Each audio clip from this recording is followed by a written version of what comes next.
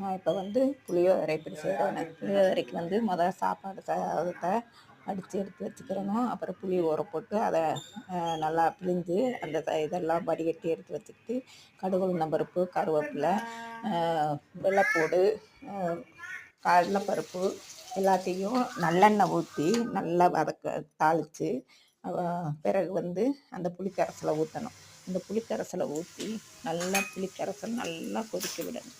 நல்லா புளிக்கரைசலை ஊற்றி கொஞ்சம் உப்பும் போடணும். உப்பு போட்டு நல்லா கொதிக்க காய விடணும்.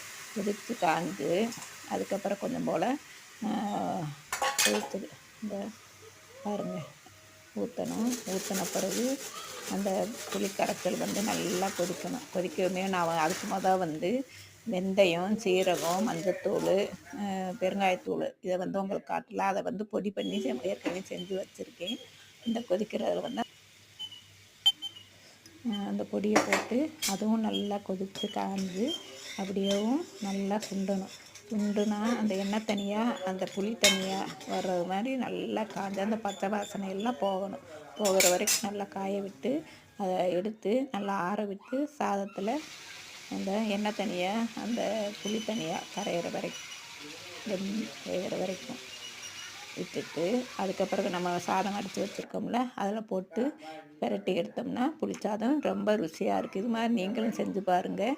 இந்த சேனல் பிடிச்சிருந்தால் லைக் பண்ணுங்கள், ஷேர் பண்ணுங்கள், சப்ஸ்கிரைப் பண்ணுங்கள். தேங்க்யூ.